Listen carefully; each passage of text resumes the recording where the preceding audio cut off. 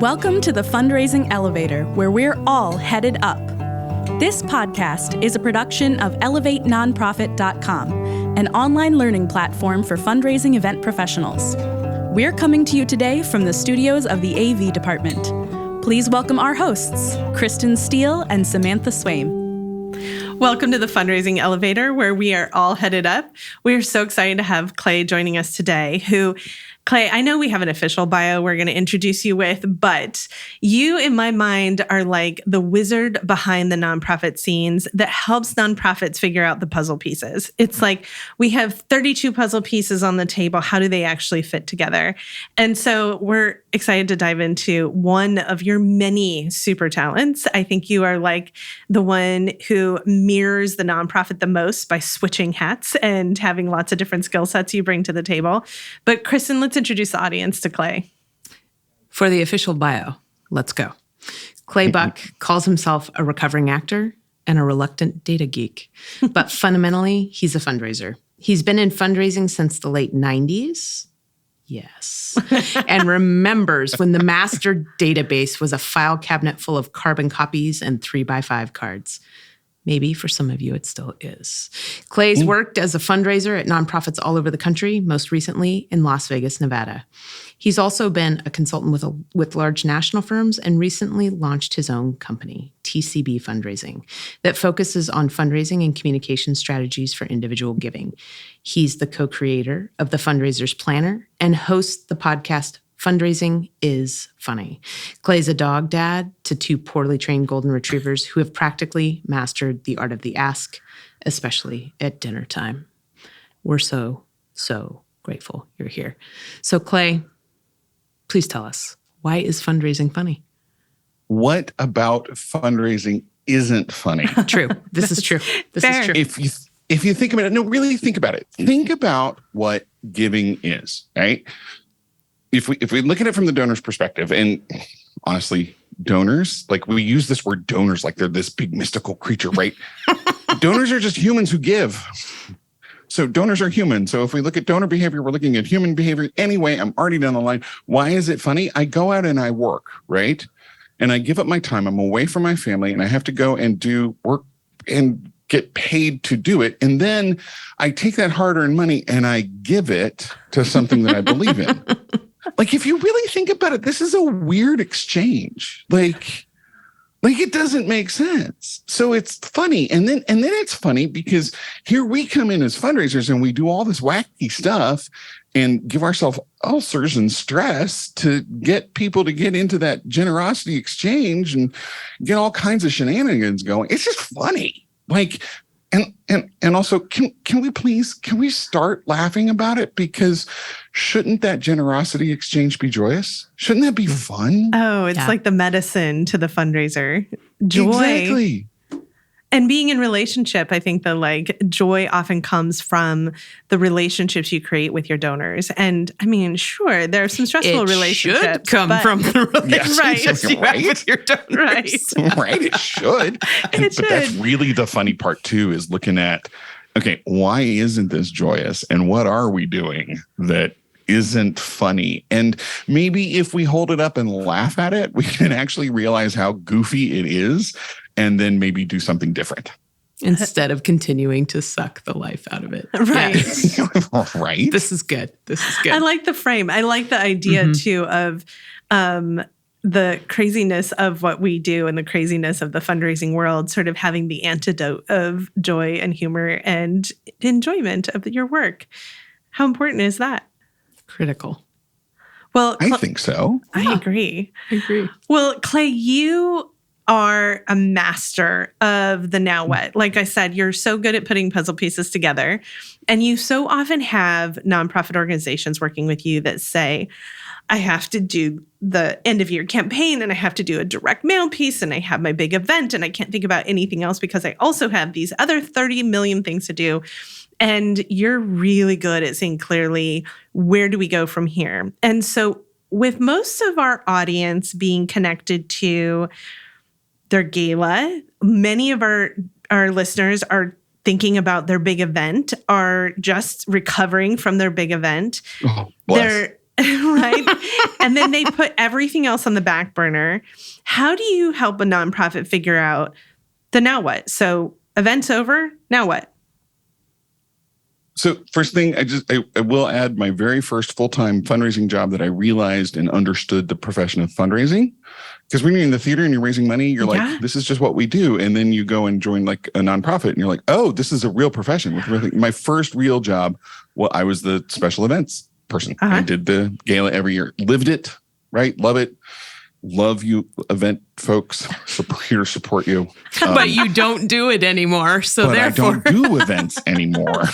There's lots of good reasons for that. There are good reasons. Yes, when I did events, I had a full head of hair and weighed 180 pounds. So, I do love events. I'm here to support them. And the now what, right?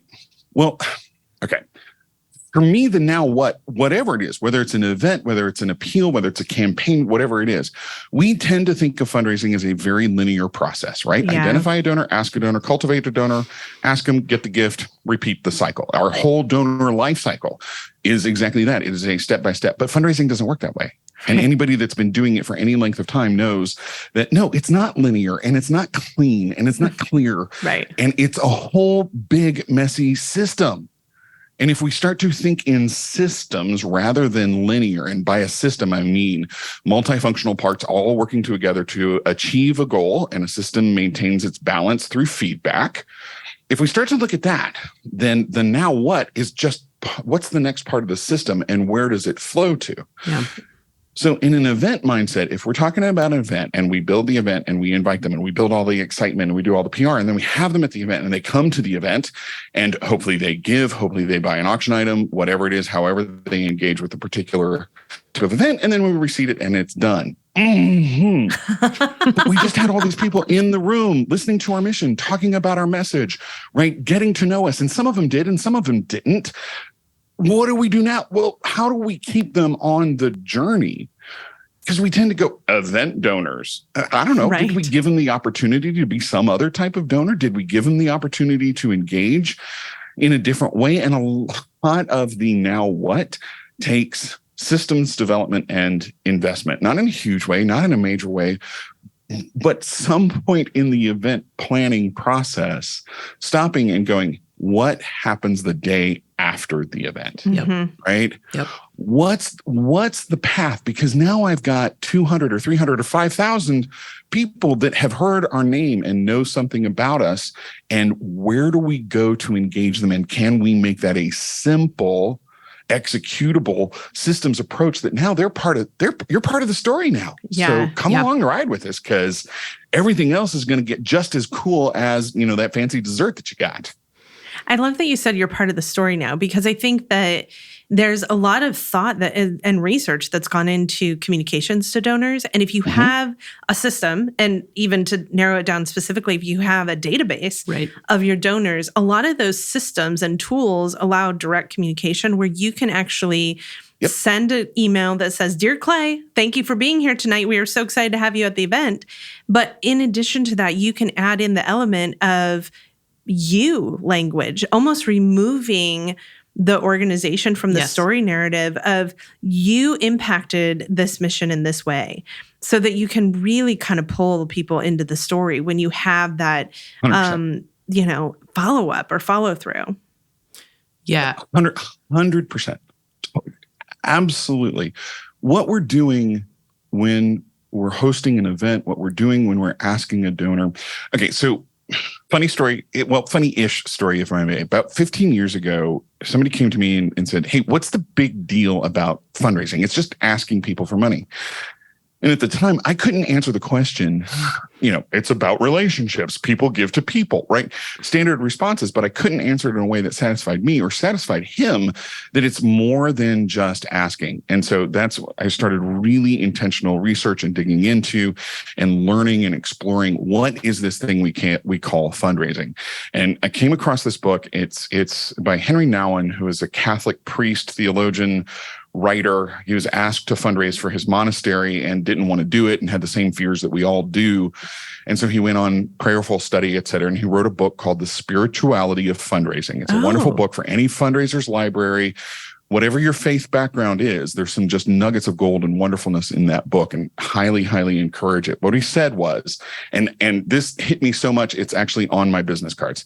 Amazing. Fundraising is proclaiming what we believe in such a way that we offer other people an opportunity to participate with us in our vision and mission. Oh, yes. Fundraising is an invitation to come on this journey, this ride, this promise that our vision and our mission make. It's not about dollars. Yeah. It is, but it isn't. Yeah, the dollars come. The dollars come if we start to frame the idea that an event is a chance for us to tell the story of our mission and our vision and this big goal that we all have in front of us, whether it's, providing shelter for homeless people or pets or feeding hungry people or funding research, whatever it is, right? That we believe in it so much that we're willing and planning to have an event and bring people to it and spend weeks agonizing over tablecloth colors. Been there, done that. Yeah. No, Clay, we're not going to agonize over tablecloth colors. You don't understand. There are donors who will only give to certain napkin colors. Oh. Like, not really. Not really, right? no. But if that's what we're doing, if we believe in it so much that we're hosting this event and we're spending a lot of time and money doing it, what we're really doing is inviting these people to be a part of it, right? Yep.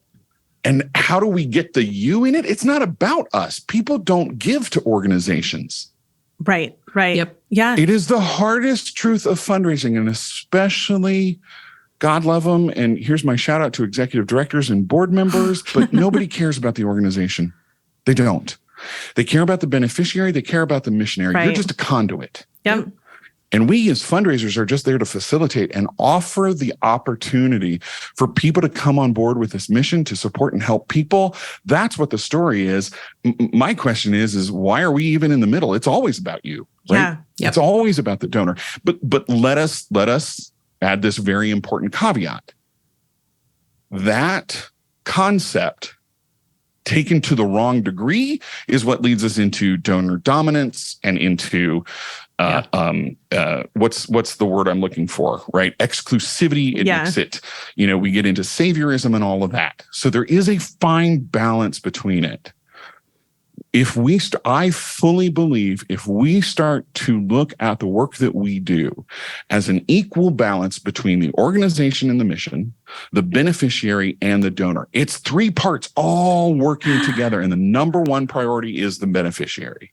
It's the holy as long as everything is going to serve the fundraising. beneficiary and the mission is there, we're just inviting donors to be a part of it. It's not about us at all. Yeah. Agree.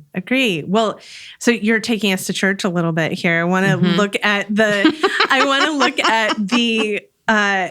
sort of starting point that you opened up about the importance of the system. And so let's talk a little bit about what that means of what is the system for continuing the evolution in the now what after an event? So I am not a data person by nature. I became a data person because I started to understand the power and implication that it has. But I failed college algebra three times. I'm not a math person. I'm not a data person. I am ADD though. And I did find that data is very soothing because it's mostly finite. Like there's an answer or there's not. So it's so calming. But the system is about supporting that offer. The system is built to support that offer and that invitation and that inclusion. Anything in your system that isn't working towards that needs to not be a part of your system or needs to be fixed. And we get kind of wound about, my data doesn't work or my database doesn't do what I need it to do, or I need this other shiny new tool or whatever, blah, blah, blah, right? And all of those things are true. I have found, experienced, and see 1,000 times over again, if we invest in the system, make the system work for what we need it to do, set it, nurture it. I don't say set it and forget it. Not Ron Popeil here. Set it, nurture it, and then we can focus on the bigger things. It's when we're constantly having to go back to, well, I can't run the report because I don't trust the data, or the CRM doesn't do this thing, or, we don't have policies in place for how we handle silent auction, donation, purchases, whatever it may be, right? Take the time. It requires a pause. It requires an investment.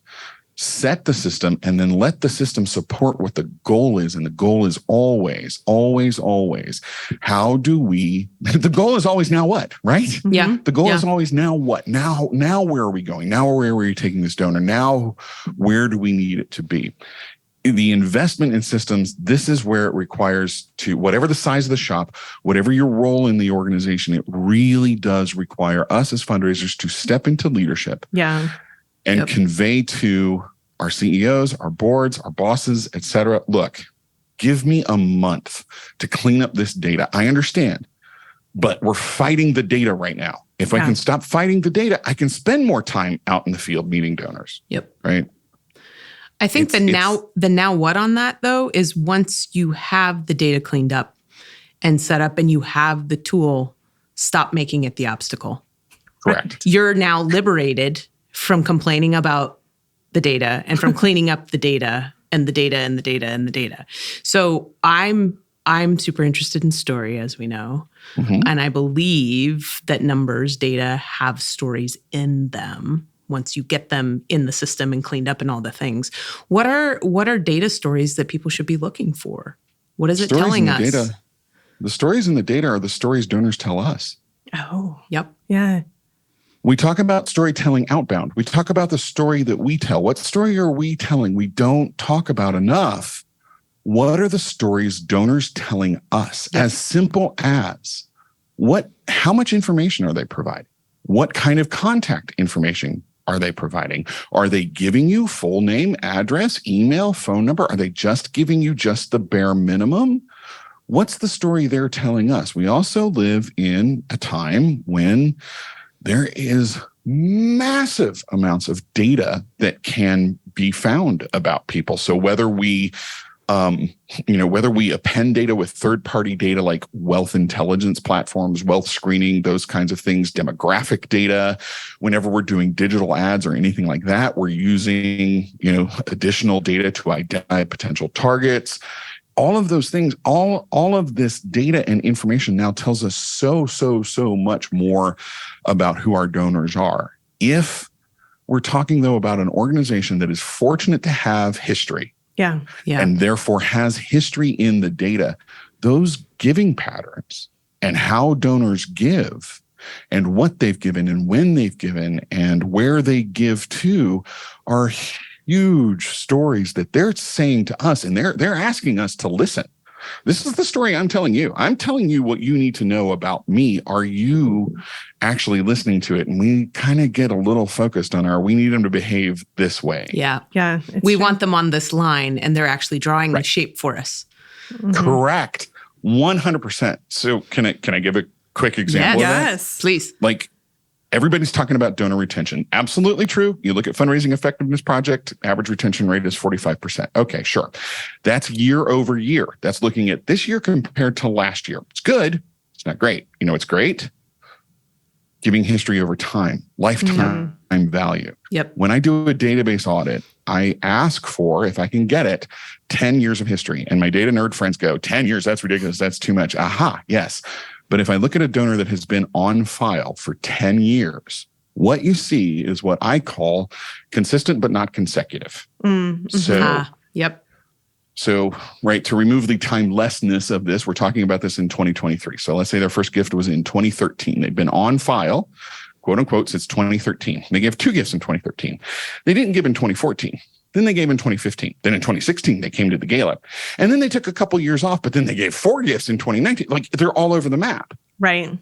Well, they don't behave in our binary retain year after year. Right. Yes. I guarantee you they are out there walking around going, of course I support ravaging wombats. That's who I am. I'm a wombat supporter. Like, it's what I believe in. It's part of my core. It's part of who I am. And they think they're, supporters. And we're going, dear John, we miss you as part of our donor family. And they're like, what are you talking about? Right. Yep. Right. It's funny. That speaks to me because we have a relationship with the nonprofit that we missed the gala 1 year. We missed it 1 year. And we are no longer in their communication cycle. And this is an organization that year after year after year, we attended their events. We gave multiple different ways. We participated in online campaigns. We leveraged all kinds of relationships we had for in-kind support. And we missed one event. Like, we had a family gathering that was a priority that year. And we are no longer in their communication cycle. So that idea of the donor being... Which means they're no longer in my donation cycle. It's so sad, but true. Well, out of sight, out of mind, isn't it? Yeah, it's true. Right? And I think the level that you're speaking to of understanding the data is looking beyond just the column of they're an event donor. Oops, they didn't attend last year. Goodbye. They're no longer an event donor.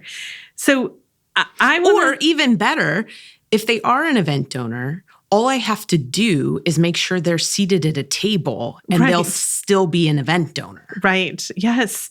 That even if they haven't participated in that same way, in the same structure, it speaks to me of sort of the siloing that happens in the nonprofit sector that I am always trying to sort of bust apart. And Clay, I want to ask you about, we look at the event donor as a specific subset of the donor base, but then we have the communication like chains and channels of direct mail, of our individual giving programs, of our donor portfolios. How do all of these interlace and intersect? If they come in through an event, are they now forever and always in all communication chains, or do you segment? What's your strategy for thinking about the event donor outside of the event, but also inclusive to the organization? You want to hear a really wacky idea? Yeah. Totally. I ask them. I know, right? That is like next level strategy there. I think we just broke the internet. And we're joking about it because we have all lived it and fought it for so long. Yes. But honestly, 10 years ago, we couldn't do donor surveys. We didn't have the type of forms or technology that would support it. But now, my gosh, right? Yeah.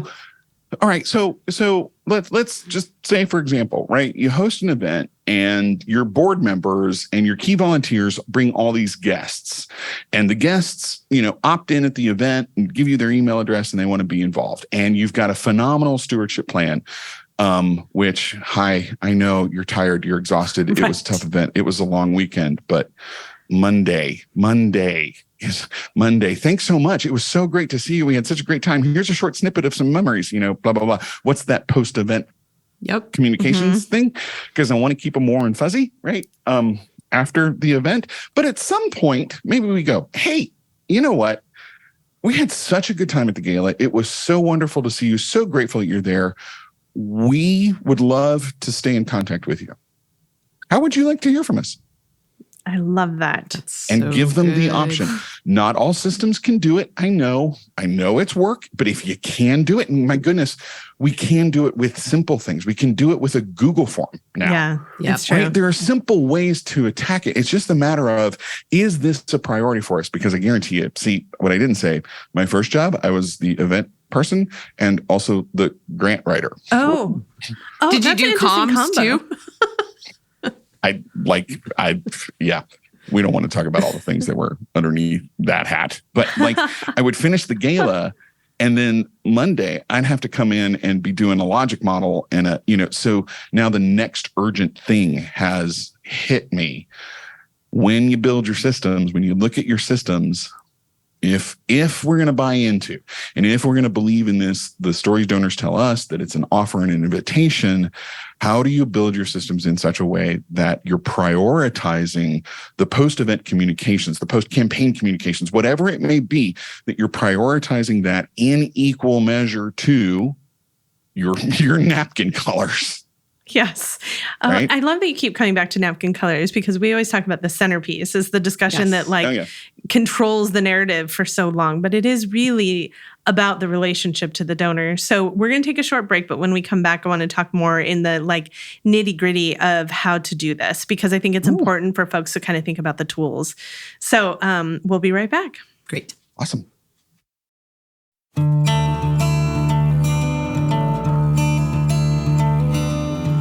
Elevate, we believe in bringing people together. Our online learning platform for fundraising events has webinars, workshops, downloadable tools, and more designed to save you time and stress when planning your next event. We're getting nonprofit, development, and event planning professionals the tools and ideas they need to create events that inspire donors and raise more money. So join us at elevatenonprofit.com. The link is also in our show notes.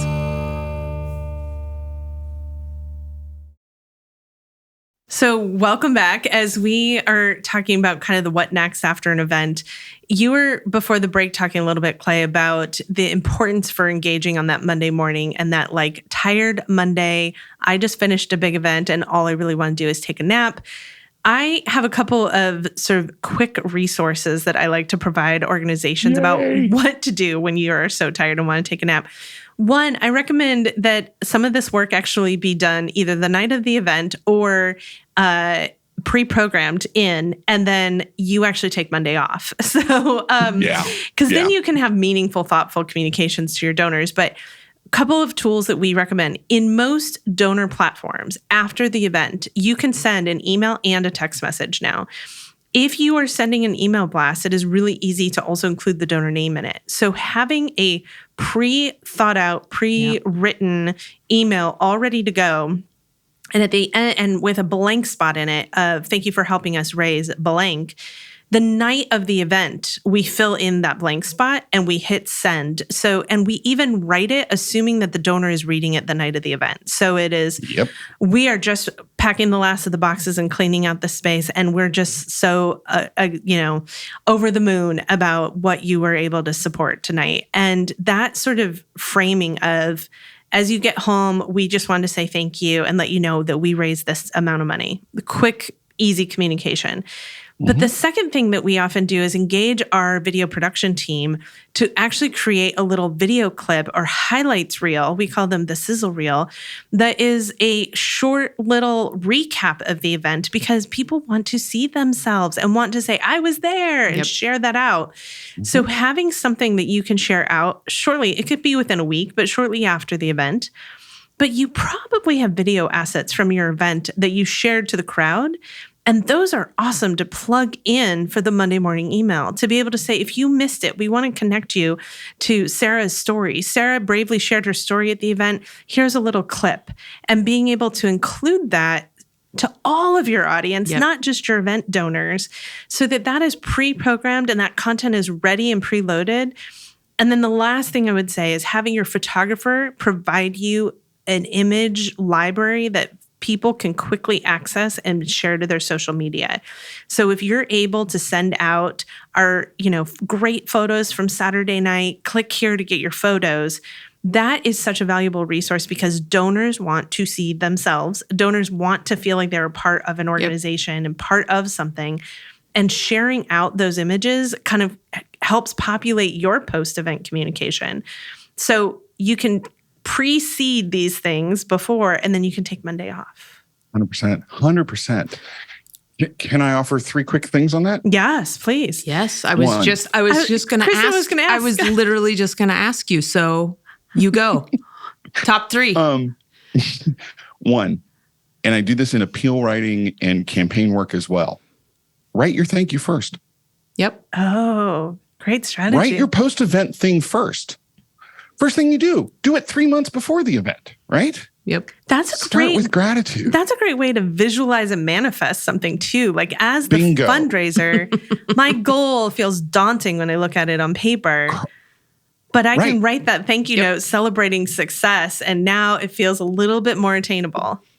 And use it as your, like I do this a fair amount in annual fund and individual appeal stuff. Write the thank you letter first and slap it up on a wall, put it on your bulletin board, put it somewhere you see it because you go, that's what I'm working to. Yep.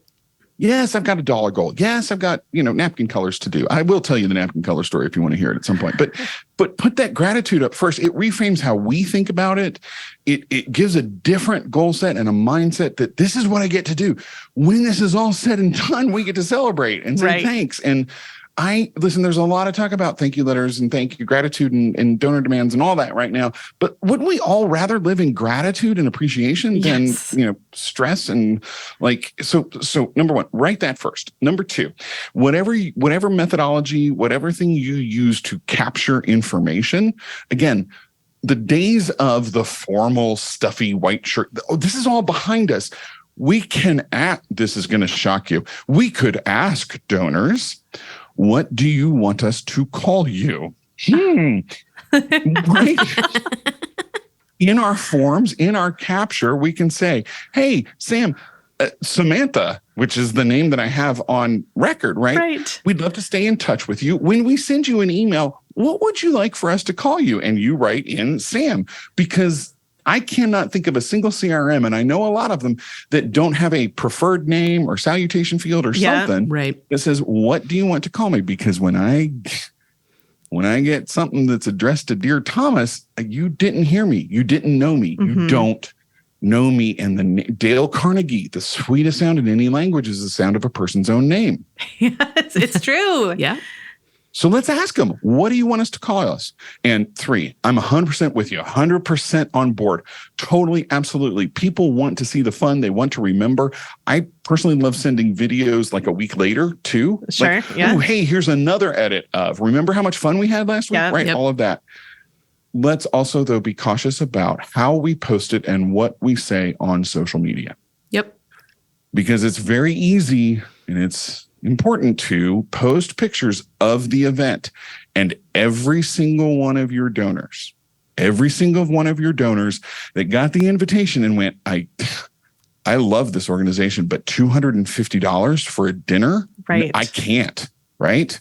You post all of that on social media and they're going, I guess I'm not important. Look at all the fun they had that I couldn't go to. Yeah. And also, I guess my donation isn't important because nobody celebrated me, right? Nobody posted right? So it's about inclusivity, it's about access, it's about diversity. Do we want to include all donors? I'm not saying don't post your social media and your videos and all that. I'm saying let's end the days of the big check pictures. Right. But also let's create an inclusive event. Yes. Bingo. So there's an opportunity in that. I think too, sometimes it gets hard to understand sort of implications of things you don't intend. Meaning, I just got a form thank you letter from an event I attended deep into early spring. So it's now almost August. Finally got the thank you letter. Hey, it's got a little handwritten note on it, but I gave you, for me, a significant donation and didn't hear anything until this came, what are we, 8 weeks now? Right. 10 weeks now? So the implication of that is that's going to start to play out in my donor story. And so how do we stitch that whole narrative together as organizations? How do we start to understand how we are also creating feedback loops that people are responding to? I'm going to commit some fundraising blasphemy. Do it. This is why I've asked this question. Let's do it. But I'm going to do it within the rules and regulations of both FASB, Federal Accounting Standards Bureau, and the IRS. Great. Thank you. Phew. Right? Ethics. Yes. And laws, right? Okay. The way the rules are written, and the way the IRS statement, it is the donor's responsibility to get a written receipt for any gift they make, and whether that's at an event or whatever, right? Yep. We have conflated the concept of receipt, acknowledgement, and thank you. They are three different things. They are. Now, first, you have to invest in that system. I'm sorry, but you do. You want to send an automated, pre-planned, you got to make sure the data's right, trust the data, make sure the name's right, all of those kinds of things. Fix whatever you can to make that as easy and as simple as possible. We do not have to send a receipt right away. You know what? Change your receipting process. If it's difficult to get receipts done because you got to export the event data from the event platform into the CRM, and then accounting has to review it, and it's got to be balanced, and we can't send a receipt until that's all done. System, yep. Okay, let that system do what it does, but you can acknowledge, right? Yes. Hey, you were there. We know, like, most donors are not sitting around going, I didn't get a receipt. I need a receipt. What did I spend? Blah, blah, blah. And those that do itemize, and let's be very clear, since 2018, there are far fewer of those. Yes. Let's also acknowledge tax incentives were never an incentive for giving. No. Correct. It's true. Do you watch Ted Lasso? Yes. Oh, Do you all watch Ted Lasso? Yes. Because the older I get, the more I'm becoming Roy Kent. And I won't say it here, but I do spend an awful lot of time going. Uh-huh. And it's also the same sound I use with the dogs when they grab the sofa pillows yet one more time. Anyway, right? Let's acknowledge. We get wound up in, we got to get the receipt out. Change your system. Tell donors, we're going to send receipts once a month. We're going to send receipts once a quarter. I've done this in a couple of organizations where we implemented a once a week, by Friday, our goal, we were going to acknowledge every gift that came in that week. Acknowledge it, not receipt it. We moved our receipting to once every month. The point was, the longest a donor ever had to wait to get an acknowledgement that their gift had been received and was being put to use was 5 days. The quickest was 1 day. Because we had our systems built to every Friday morning, all the gifts that were processed through midnight last night, boom. If you made a gift on Friday morning, you did have to wait a week. Okay. Right. But then we did receipts once a month. It took so much pressure off of, we have to get this right. We have to get it done, blah, blah, blah. Our database manager, who was also multiple other hats, was able to go Friday morning, schedule 4 hours. And we all went, okay, we're not scheduling meetings because she's doing receipts Friday mornings. If we start to think, we can do things differently. But the key is to your question, what donors want is just acknowledgement. That's it. I want to be seen. Yep. It's true. Yep. The best donor cultivation expert that we work with, the best development director we work with, she is so gifted at almost immediate response. She opens an envelope, sees that check, and drops a quick note that says, oh my gosh, I wasn't expecting you to give today. Thank you so much for your generosity. They have online campaigns that they run, and immediately we get an acknowledgement from her. It is a one line. It is less than a full sentence, but it is enough for us to know, oh, good, we're seen, we're valued, we're a part of this organization. It's super simple. The receipt is so secondary. Steal this language if you want it. Okay. I've used it in multiple organizations. Oh, but when donors start to recognize it, well, there's not that much crossover, right? Right. Dear Kristen, wow, you are wonderful. Thank you so much for being a part of our event this week. It was great to see you there. We are working on getting all of the data pulled together and all of the facts and figures and telling you what a tremendous impact that you had. We just wanted to pause just for a minute before we do anything else and say thank you. You are tremendous, and we are so glad that you are on this journey of ridding the world of ravaging wombats with us. Thanks for being a part of it. In the next few weeks, you'll get a receipt, you'll get all the details, and we'll make sure that you know how to pick up your silent auction item. But for now, we just wanted to remind you and say thank you for being you. Wonderful you. Done. Yep. Done. Truth bomb. Yep. All right. On that mic drop, let's take one more last break. We're going to come back with a few little rapid fire questions. So awesome sauce. Thank you very much. We'll be right back.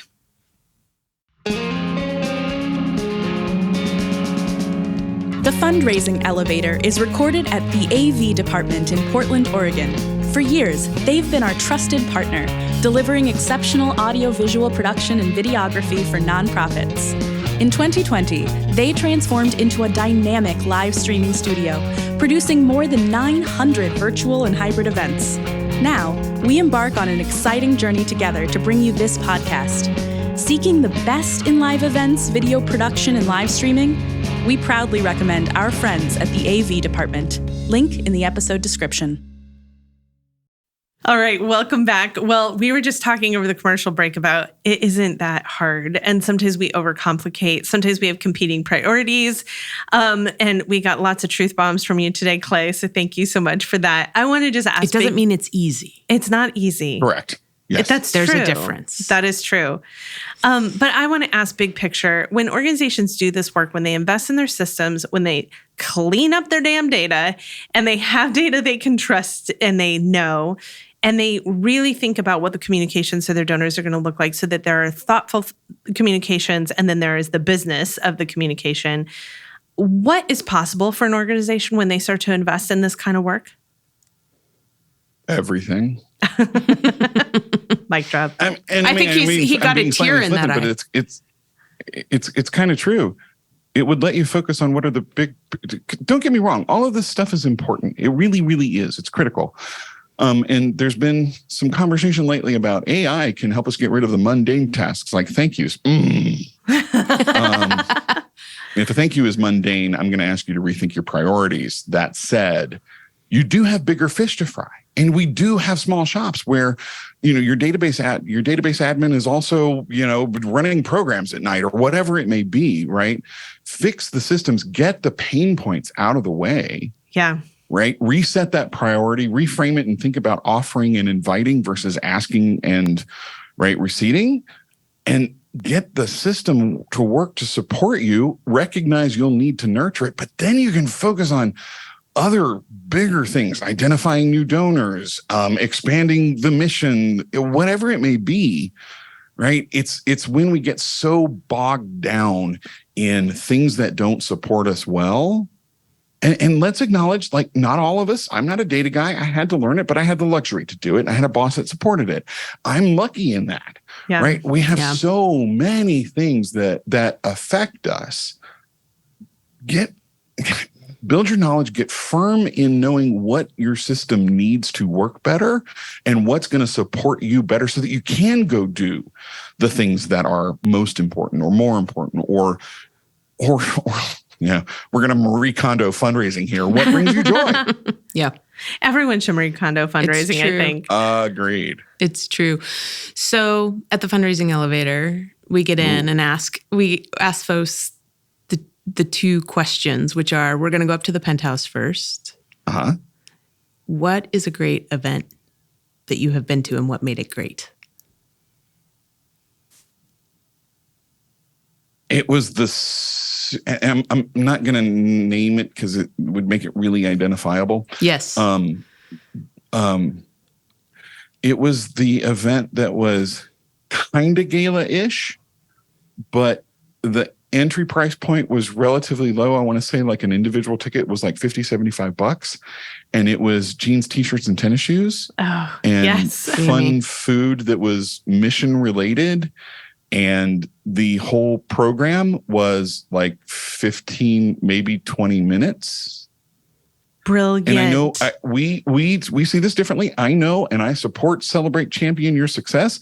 I personally, I don't love the live auction power raise. We're with you, friend. We're with you. It's about tell your story, get out. Well, I'm a big believer in the fun of events. You know what? If I'm going to have a big silent auction, right, or an opportunity for people to give at the event, what I want them to stay. Mm-hmm. Come here. Find yourself here in this mission, make things mission related and important, have fun. Because next year when I invite you, I want you to say, God, they do a great event. That is so much fun. Yep. Yes. Yep. Yes. You want to be memorable. And talking heads on a stage for 4 hours is not memorable. I don't care what your content is. It's just not memorable. No, but agreed. I love your board chair. She is wonderful, truly a remarkable leader. She is a lousy public speaker. Right. Yes. Okay, we're going to get back in the elevator. We're going to go down to the basement where all the tools live. Top 3 tools a fundraiser should have. Are we talking event specific or in general? Let's go general. Number 1, a CRM that you trust and does the things that you need it to. That's also number 2 and number 3. Okay. Great. I love it. Sorry. Don't be. So when you have a CRM that you trust and you need and does what you need it to do, I think it requires that you've done the work and you've put in the work. And I know that can be a daunting task. You've encouraged everyone to go in, clean the data, understand the data. In that, I also want to offer that there are resources you can get to get support with data. 100%. I know that you, Clay, do data audits. That's a nice segue. Well done. Thank you. Yes. Subtle. But See how you snuck that in. I did, because I think that it's important for folks to think about what is the tool that I have that I can move this forward. And if they don't have the capacity, having someone else come in and do an audit of your database, identify where their time and attention needs to go is just a great resource. But Clay, we want to make sure people can get a hold of you. You have other resources to offer. I want to know about that beautiful planner sitting over your shoulder, because you've made a very generous offer that the fundraising planner is available to our listeners at a lovely 25% off using the code ELEVATOR. So can you tell us just a little bit about what the fundraising planner is? So a friend of mine and I are both, empty notebook planner dorks. The bookshelf right underneath that one is full of half-written in planners and blah, blah, blah. And we were talking about our joint love for it. And one day we went, wouldn't it be great if there was a planner built just for fundraisers? Because, if you're using a traditional planner, like it doesn't have a place for tracking your goals or entering your metrics or, the fundraising specific stuff.